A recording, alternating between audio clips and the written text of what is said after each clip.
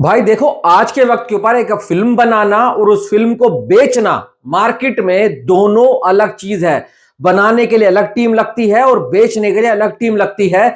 दोनों में ही प्रोफेशनलिज्म एकदम चाहिए। 100% ऐसा बंदा चाहिए जो मार्केट को जानता हो, फुल ऑन एक्सपीरियंस्ड हो और उसके पास ना एक बहुत बड़ा नेटवर्क हो। मैं बेचने की बात कर रहा हूं।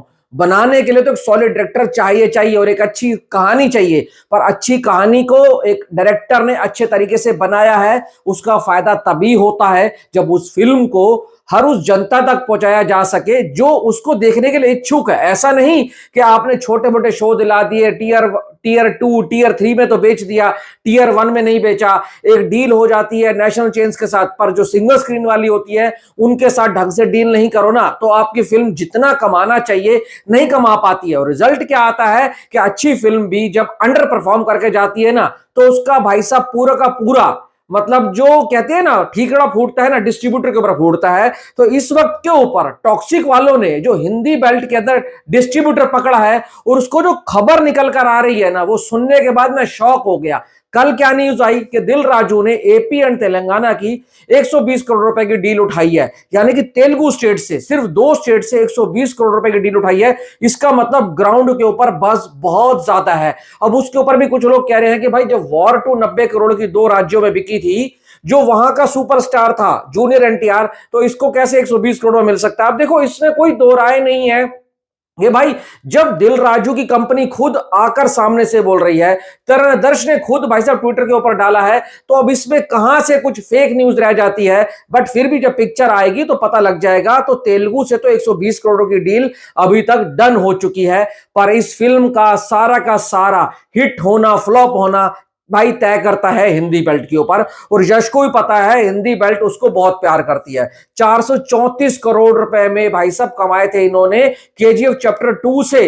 और बहुत बड़ा एक उस टाइम ऐसा मोमेंटम सेट हो गया था कि यश एक नया पैन इंडिया सुपरस्टार मिल चुका है। और अभी वो क्या तैयारी कर रहे हैं, अपनी फिल्म को सिर्फ पैन इंडिया में नहीं बेच रहे हैं, वो अपनी फिल्म को भाई साहब पैन वर्ल्ड के ऊपर डिस्ट्रीब्यूट कर रहे हैं। बट कह रहा हूं ना, नींव स्ट्रांग होनी चाहिए। और नींव कहां से आएगी? हिंदी से आएगी। अब खबर निकल कर आ रही है कि अनिल ठड़ानी ने ऑफर किए हैं, मतलब कि टॉक्सिक के मेकर्स को 160 से 200 करोड़ रुपए। और जहां तक उम्मीद है, जो डील डन होने की खबरें आ रही हैं, 160 से 100-200 करोड़ तो है, पर बीच में उसको डील को डन किया जाएगा 180 करोड़ से 190 करोड़ के ऊपर भाई देने वाले हैं अनिल ठड़ानी। किसको? भाई टॉक्सिक के मेकर्स को। अब सोचो, अगर 180 करोड़ में डील डन होती है और अगर भाई 200 करोड़ में भी हो जाती है ना, तो इसका मतलब अनिल ठड़ानी और उसकी टीम को लगता है कि टॉक्सिक कम से कम हिंदी बेल्ट से 350 से 400 करोड़ रुपए कमा कर जाएगी। क्योंकि इतना नहीं कमाएगी ना, तो डिस्ट्रीब्यूटर लॉस में जाएगा। डिस्ट्रीब्यूटर अगर जितना खर्च करता है ना, तो उसका भाई साहब ये मकसद होता है तो कम से कम मैं डबल तो निकालूं।